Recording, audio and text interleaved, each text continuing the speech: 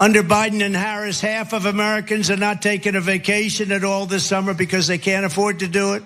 Most say it's because the cost of daily life is so high, no matter what they make. Meanwhile, Crooked Joe has spent almost 50% of his presidency on vacation.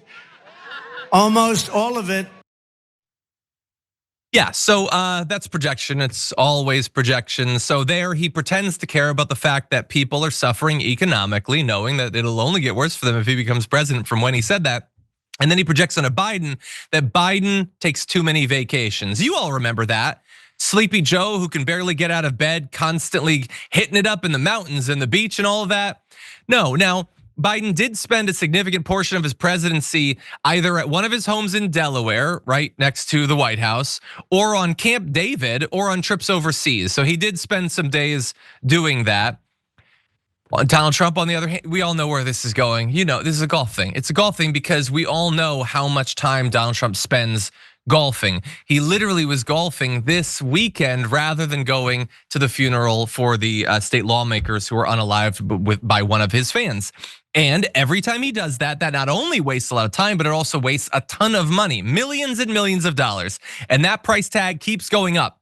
We just recently learned from The Independent that his Secret Service detail is gonna pay $600,000 more for golf carts and port-a-potties to use at his New Jersey club. $600,000, not for the cost of the security detail or their housing. That's just the golf cart and porta-potty budget. And I will remind you, it's a golf club. They have porta-potties, they have golf carts. Presumably, he could let them use those if he wanted to, but he's not, in the same way that he could let them stay in his hotels, but he doesn't. He not only charges them for that, he charges them higher prices than regular people pay, because this isn't just about the fact that he would rather be golfing than actually solving problems. It's getting money however he can. All of this is corruption. Every single week, it's corruption. And apparently he's been doing even more of it than he was in his first term, where we talked about it a lot. It's getting worse.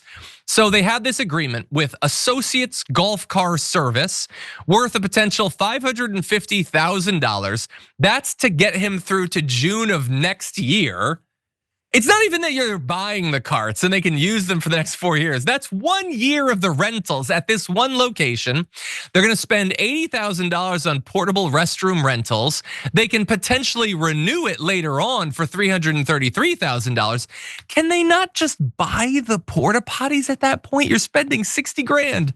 And so back in 2019, they spent $95,000 to rent golf carts from Associates Golf Car Services. That was for a 6-month period. So you could figure out, so that's 6 months, it would be about 200,000. They're being charged 3 times as much money as they were the first term to do the same thing. And I know that inflation is bad and whatever, but I feel like we're being robbed here. I feel like this is the sort of thing that in theory, if you had anyone in government who, I don't know, had spent the last 4 years like James Comer pretending to care about corruption that Joe Biden was doing, maybe this would be something to look into. Again, he could pay for all of this.